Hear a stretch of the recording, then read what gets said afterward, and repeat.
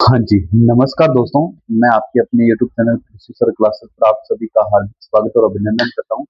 तो चलिए दोस्तों, आज अपनी क्या करने जा रहे हैं, इतिहास के अंदर पाठ 7वां, एक साम्राज्य की राजधानी विजयनगर, वो कब से कब तक थी, लगभग 14वीं शताब्दी से लेकर के 16वीं शताब्दी तक है, का अध्ययन करने जा रहे हैं अपने, यानी पिछले 200 सालों का अध्ययन कर रहे हैं, है ना।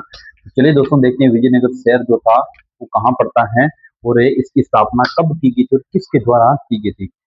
अब मैं उम्मीद करता हूँ कि आप सभी ने एक हरिहर और बुक्का का तो नाम सुना ही होगा दोस्तों। ठीक है, आज अपने जो पाठ है 7वां है, उसका पीपीटी के माध्यम से इससे समझने का प्रयास करेंगे और एक एक बिंदु को बड़ी बारीकी से पढ़ते चलेंगे। ठीक है, चलिए दोस्तों, अब देखो इसमें क्या होता है कि ये जो विजयनगर शहर है ना, विजयनगर, ये कर्नाटक के अंदर है दोस्तों। कहाँ पे पड़ता है? कर्नाटक में पड़ता है। और इसकी स्थापना जो की गई थी वो हरिहर और बुक्का के द्वारा की गई थी। ये हरिहर और बुक्का दोनों क्या थे? दोनों भाई थे ना। तो चलिए अब अपने लाइन टू लाइन इसका अध्ययन करते हैं। देखिए दोस्तों, ये क्या लिखा हुआ है कि विजयनगर अथवा विजय का शहर है। ये एक शहर और एक साम्राज्य दोनों के लिए प्रयुक्त नाम था। मतलब कि ये क्या था दोस्तों, एक शहर और एक साम्राज्य भी आप इसको मान सकते हो। ठीक है, ये दोनों के लिए क्या था? नाम था, और दोनों के एक साथ ही प्रयुक्त होता था। ओके, इस साम्राज्य की स्थापना लगभग 14वीं शताब्दी, ये देखो ये लिखा होना दोस्तों, क्या था कि 14वीं शताब्दी में की गई थी। और किसके द्वारा की गई थी? मैंने आपको बताया था किसके द्वारा की गई थी। ये हरिहर और बुक्का दो भाई थे, इन दोनों के द्वारा इसकी स्थापना की गई थी। जब ये देखो आगे क्या कह रहा है कि अपने, देखो दोस्तों क्या कह रहा है कि अपने चरमोत्कर्ष पर यह उत्तर में कृष्णा नदी से लेकर के सुदूर क्षेत्र तक फैला हुआ था। क्योंकि यह क्या कह रहा है कि अपने चरमोत्कर्ष पर ये कृष्णा नदी से लेकर के ये प्रायद्वीप के सुदूर क्षेत्र तक फैला हुआ था। और 1565 में इस पर आक्रमण कर इसे लूट लिया गया और बाद में ये उजड़ भी गया था। देखो यहाँ तक आप इसको अगर इंपॉर्टेंस के तौर पर अगर अंडरलाइन करना तो यहाँ तक कर सकते हो। ठीक, जैसे अब देखो इसमें आप बोल सकते लिख सकते हो कि चरमोत्कर्ष पर, जब ये अपनी चरमोत्कर्ष पर सीमा पर था, तब कृष्णा नदी उत्तर में, तो कृष्णा नदी से लेकर के प्रायद्वीप के सुदूर क्षेत्र तक ये फैला हुआ था। और 1565 में इस पर आक्रमण कर इसे लूट लिया गया और बाद में ये उजड़ गया था। देखो दोस्तों, ये स्वाभाविक सी बात है कि जब किसी चीज को लूट लिया जाता है तो बाद में वो धीरे धीरे उजड़ना स्टार्ट हो जाती है, मतलब समाप्त यानी नष्ट हो जाता है उससे। ओके, चलिए अब देखो आगे ये क्या कह रहा है, अगली लाइन पढ़िए। हालांकि 17वीं 18वीं शताब्दी तक तक यह पूरी तरह से विनिष्ट हो गया था। मतलब कि देखो दोस्तों, 18वीं 17वीं शताब्दी तक आते आते ये धीरे धीरे क्या हो गया था? नष्ट हो चुका था। ठीक है, विनिष्ट हो गया। फिर भी कृष्णा तुंगभद्रा दोआब क्षेत्र से निवासियों के समर्थियों में ये जीवित रहा था। अब दोआब का मतलब है दो नदियों का इस क्षेत्र। ठीक, जैसे यहाँ पे लिखा हुआ है। और कौन कौन सी वो नदी है दोस्तों? कृष्णा और तुंगभद्रा दोआब क्षेत्र। ओके, चलिए, निवासियों की स्मृतियों में जीवित रहा और उन्होंने इसे हम्पी नाम से याद रखा था। और जो नाम दिया गया था वो क्या नाम दिया था दोस्तों? इसको हम्पी नाम से इसको इन लोगों ने, वहां के जो निवासी क्षेत्र के जो लोग थे उसको ये जो नाम दिया गया था उनके द्वारा, वो कौन सा था दोस्तों? वो था हम्पी। ओके, चलिए, इसमें उन्होंने इसे हम्पी नाम से याद रखा। और इस नाम का आविर्भाव यहाँ की स्थानीय मातृ देवी पंपा देवी के नाम से हुआ था। मतलब कि ये जो नाम था इसका उद्भव किस चीज के द्वारा होता है? यहाँ की एक स्थानीय कोई मातृ देवी थी जिसका नाम था पंपा देवी के नाम से होता है। इन्हें मौखिक परंपराओं के साथ साथ पुरातात्विक खोजों और स्थापत्य के नमूने और अभिलेखों अभिलेखों और इसी के साथ साथ में देखना दोस्तों तथा अन्य दस्तावेजों ने विजयनगर साम्राज्य को पुनः खोजने में विद्वानों की सहायता की थी। मतलब कि यहाँ पे क्या था, इसको पूरा तत्वविद खोजे, मतलब कि प्राचीन समय की जो चीजें थी वो। और इसी के साथ साथ आप और लिख सकते हो इसके अंदर क्या, कि अभिलेख वगैरह नमूने तथा अन्य दस्तावेज, जो भी कोई अन्य जो दस्तावेज इनको मिले थे, उसी के तौर पर अपने क्या कर सकते हैं, इसको विजयनगर साम्राज्य को पुनः खोजने में विद्वानों की सहायता की गई। ये बिल्कुल सत्य बात है दोस्तों। अगर अपने किसी चीज को खोजना है तो अगर पुराने दस्तावेज मिल जाते हैं तो थोड़ा बहुत अगर अपने को रिसोर्स मिलता है, उसी के आधार पर अपने क्या करते हैं, एक नए साम्राज्य की खोज बिल्कुल कर सकते हैं।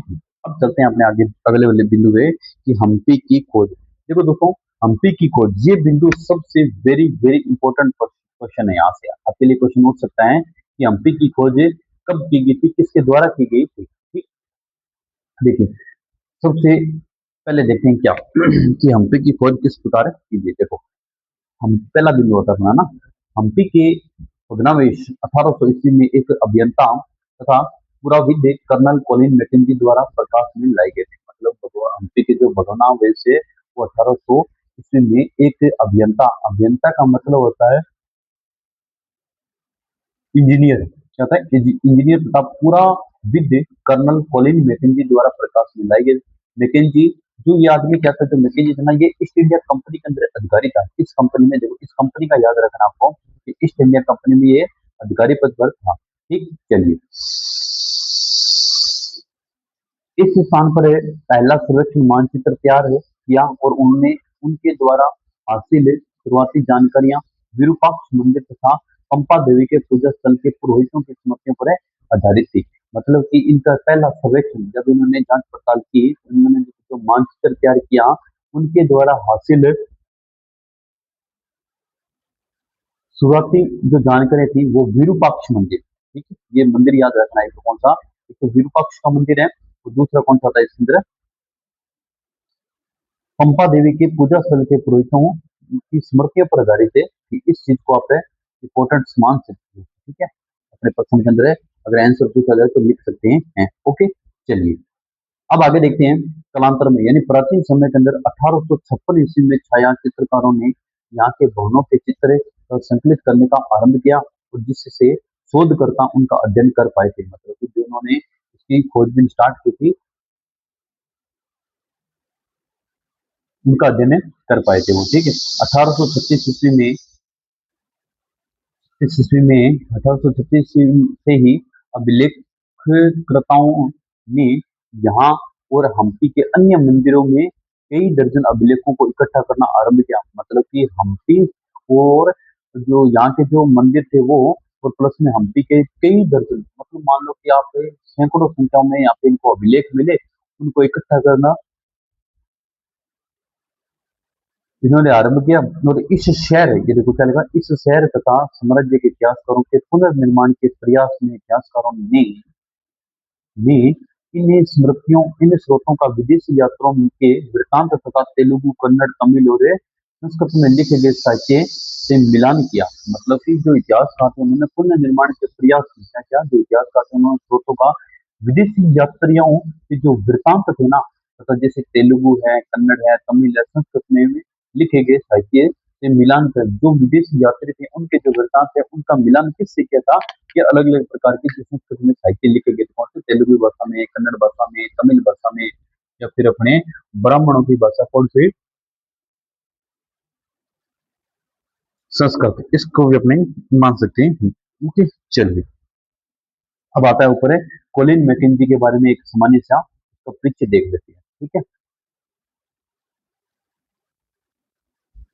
चलिए अब आता है किसके बारे में, कोलिन मैकेंजी क्या जीवन परिचय देखते हैं। ठीक, ये देखो, इसको आप इंपॉर्टेंस मान सकते हो। ठीक है, क्योंकि इस आदमी के बारे में अगर आपको जानकारी नहीं होगी ना तो फिर इस पार्ट को आप अच्छे तरीके से समझे नहीं पाओगे। हाँ, चलिए दोस्तों अब अपने क्या करते हैं, इसका सामान्य परिचय देखते हैं।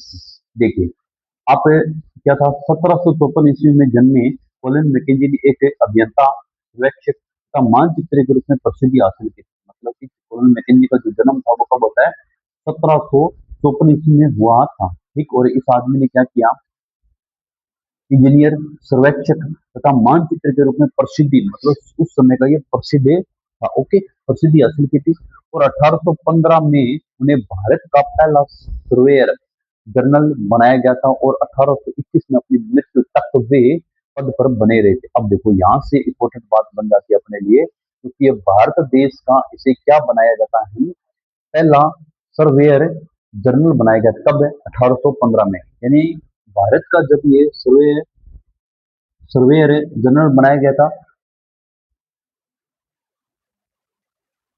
उसके लगभग 6 साल बाद इसकी क्या हो जाती है दोस्तों, मृत्यु हो जाती है। अब यहाँ से आप अंदाजा लगा सकते हैं, 21 साल तो ये हो गए और 46 साल उधर हो गए, 21 और 46 कितने होते हैं, लगभग आप मान सकते हो इतनी एज दिया होगा। ठीक है, अब चलिए आगे। भारत के अतीत को बेहतर ढंग से समझने, क्या लिखा है, भारत के अतीत को बेहतर ढंग से समझने और उपनिवेशन के प्रशासन को आसान बनाने के लिए उन्होंने इतिहास से संबंधित स्थानीय परंपराओं का संकलन किया और ऐतिहासिक स्थलों का सर्वेक्षण करना आरंभ किया था। और वे कहते हैं, कौन है? कॉलिन मैकेंजी कहते हैं कि ब्रिटिश, देखो यहाँ से आप अंडरलाइन करते जाना, यहाँ तक देखो, ठीक, देखो ये कहते हैं, कौन है? कॉलिन मैकेंजी, कि ब्रिटिश प्रशासन के सुप्रभाव में आने वाले से पहले दक्षिणी भारत में खराब खराब प्रबंधन की दुर्गति से लंबे समय तक जूझता रहा था। ये स्टेटमेंट किसका देता हूँ? कॉलिन मैकेंजी का है। आप इसको वेरी वेरी इंपॉर्टेंट है, मान सकते हो। ओके, तो ये स्टेटमेंट आपको याद रखना होगा कि ब्रिटिश प्रशासन के सुप्रभाव में आने से पहले दक्षिणी भारत खराब प्रबंधन की दुर्गति से लंबे समय तक जूझता रहा। ये स्टेटमेंट किसका है? कॉलिन मैकेंजी का है। फिर आता है कि विजयनगर के अध्ययन से मैकेंजी को यह विश्वास हो गया कि कंपनी स्थानीय लोगों के अलग अलग कबीलों, जो इस समय की भी जनसंख्या का एक बड़ा हिस्सा थे को अब भी प्रभावित करने वाले इनमें से कई संस्थाओं या फिर कानूनों तथा रीति रिवाजों के विषय में बहुत महत्वपूर्ण जानकारियां हासिल कर सकती थी। मतलब कि ये कौन कहता है? इनको विश्वास हो गया था धीरे धीरे, किसको दोस्तों? धीरे धीरे विश्वास किसको हो गया था? कॉलिन मैकेंजी को हो गया था। ओके, चलिए लिखने, ये था इनके बारे में, किसके बारे में?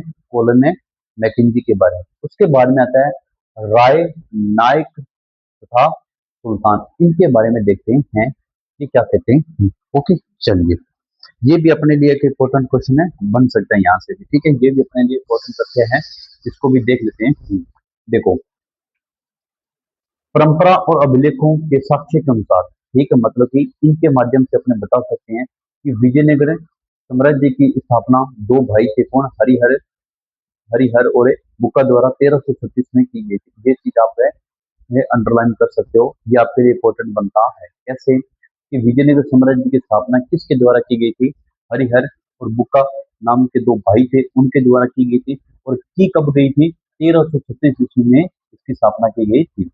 इस साम्राज्य की अस्थिर सीमाओं में अलग अलग भाषाएं बोलने वाले तथा अलग अलग धार्मिक परंपराओं को मानने वाले लोग रहते थे। मतलब कि जो ये कौन था?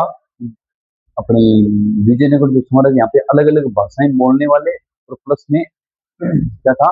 धार्मिक परंपराओं को, अलग अलग धार्मिक परंपराओं को मानने वाले लोग रहते थे यहाँ पे विजयनगर साम्राज्य में। ठीक, यहाँ तक बिल्कुल समझ में आया?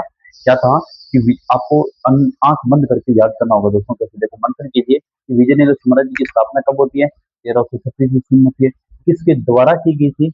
हरिहर बुक्का नाम के दो भाई थे, जिन्होंने की थी। कब की थी? 1336 ईस्वी में की थी। और ये जो विजयनगर साम्राज्य है, इसके अंदर क्या था कि भाषाएं, अलग अलग भाषाएं और अलग अलग धार्मिक परंपराओं को मानने वाले लोग है रहते थे। ठीक है, ये चीजें अपने के लिए हो सकती है, इंपॉर्टेंट बन सकती है। ओके, चलिए अब चलते हैं अपने अगले वीडियो पे। देखो अगला, अपनी अपनी उत्तरी सीमाओं पर विजयनगर शासकों ने अपने समकालीन राजाओं, मतलब कि जो विजयनगर शासक थे, जो उनके समकालीन जो राजा थे ना, उन्होंने, जिनमें दक्कन के सुल्तान, दक्कन के क्षेत्र का कौन था? सुल्तान, और उड़ीसा के गजपति शासक है शामिल थे। ये दो इंपॉर्टेंट है राजा। तो कौन है?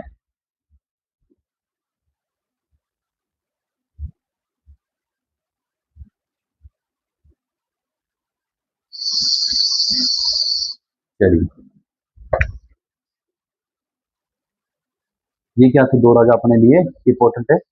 ओके, चलिए चले आगे। चलो, उर्वर नदी घाटियों तथा लाभकारी विदेशी व्यापारों व्यापार से उत्पन्न संपदा पर अधिकार के लिए संघर्ष किया, और साथ ही इन राज्यों के बीच संपर्क के विचारों का आदान प्रदान प्रदान विशेष रूप से स्थापत्य के क्षेत्र में होने लगा। और विजयनगर के शासकों ने अवधारणा और भवन निर्माण की तकनीकों का ग्रहण किया, जिन्हें उन्होंने आगे और विकसित किया। फिर आता है, इस साम्राज्य के कई भागों ने पहले शक्तिशाली राज्यों और जैसे तमिलनाडु में चोलों और कर्नाटकों में होयसालों के राज्य का विकास है, अगर देखो विकास है देखा था। ओके, चलिए, इससे पहले अपने देख लेते हैं छोटा सा एक है कि कर्नाटक है साम्राज्य।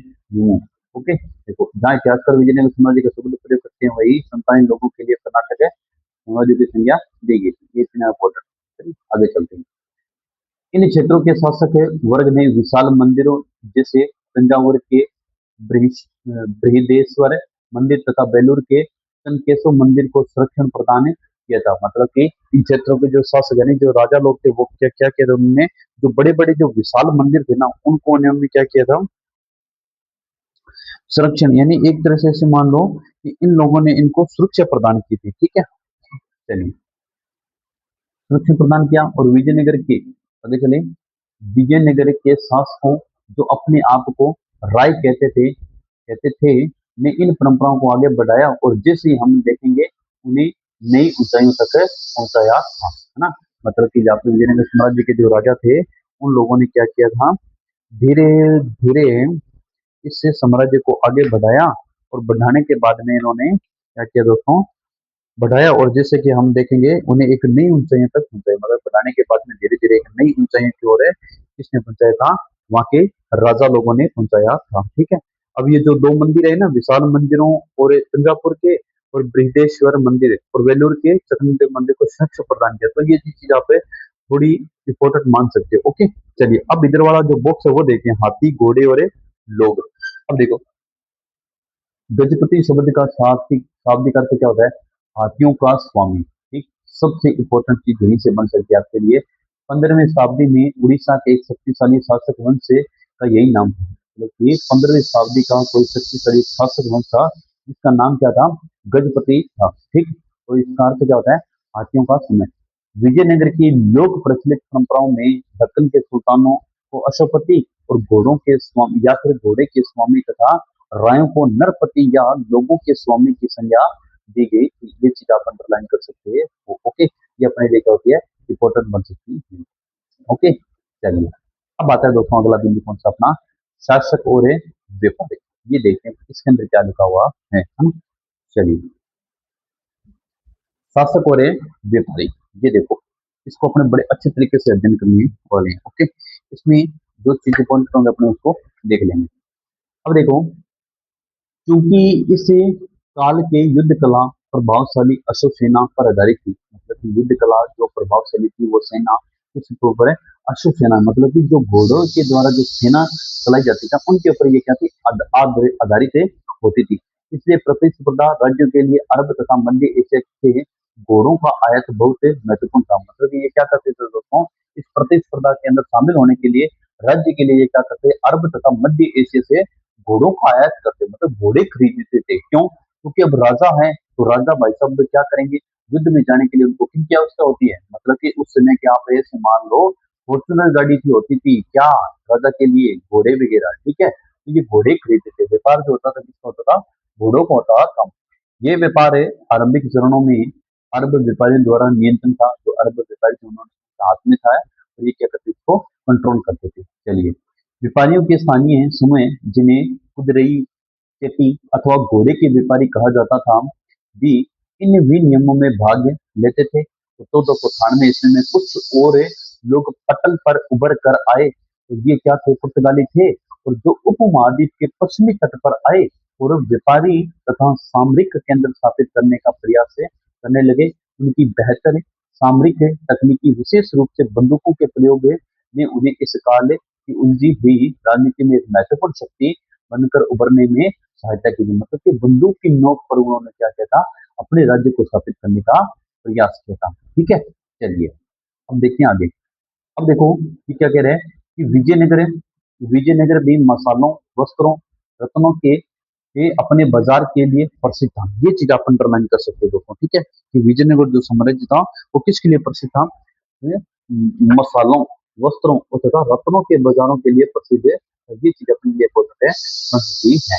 ऐसे शहर के लिए व्यापार एक प्रतिष्ठा का मानक है माना जाता है। बिल्कुल सही, बल्कि मानक चिन्ह आप मान सकते हो। यहाँ की समृद्धि जनता महंगी विदेशी वस्तुओं की मांग करती थी और यहाँ की मतलब सबसे बड़ी उपलब्धि क्या थी, जो जनता थी। मतलब कि लोगों के द्वारा क्या किया जाता था, जो महंगी वस्तुएं थी तो उनकी डिमांड की जाती थी। और विशेष रूप से वो किसकी डिमांड करते, देखो विशेष रूप से रत्नों और आभूषणों की थी। ठीक, ये चीज अपने लिए इम्पोर्टेंट बन सकती है। दूसरी ओर व्यापार से प्राप्त राजस्व राज्य की समृद्धि में महत्वपूर्ण योगदान देता था। तो चलिए दोस्तों, आज के लिए अपने इतने बिंदु काफी हैं और बाकी की क्लास अपने देखते हैं आगे। आज अपने क्या पढ़ा था, देखो सबसे पहले अपने को याद रखना है कि विजयनगर साम्राज्य कहाँ है, कर्नाटक में। इसकी स्थापना किसने की थी, हरिहर बुक्का ने की थी। दोनों भाई थे और इसकी स्थापना जो हुई थी वो कब हुई थी, 1336 ईस्वी के अंदर होती है। ठीक है, उसके बाद में अपने इसका क्षेत्र देखा, क्षेत्र के बाद में अपने अब इसके अंदर देख सकते हैं कि विजयनगर साम्राज्य तो किसके लिए प्रसिद्ध था, मसालों, रत्नों और वस्त्रों यानी कपड़ों के लिए, मसालों के लिए और रत्नों के लिए प्रसिद्ध था। और यहाँ की जो जनता थी वो कैसी, विदेशी वस्तुओं की मांग सबसे ज्यादा करती थी। और वो एक विशेष रूप से अगर मांग करती थी वो कौन सी थी, रत्नों और आभूषणों की मांग डिमांड करती थी। तो चलिए दोस्तों, उम्मीद करता हूँ कि आज ये पीपीटी के माध्यम से अपने अध्ययन किया है और जितना भी अध्ययन किया आप उसको अंडरलाइन कर सकते हो और इसी के साथ आप शॉर्ट नोट्स भी बना सकते हो। ओके, तो बताना दोस्तों पीपीटी के माध्यम से आपको पढ़ना कितना अच्छा लगता है, ताकि आप भी किताब के अंदर अंडरलाइन करते हुए अध्ययन करें। तो आज के लिए इतना प्राप्त है, मिलते हैं अगली क्लास में। आज के लिए जय हिंद, जय भारत।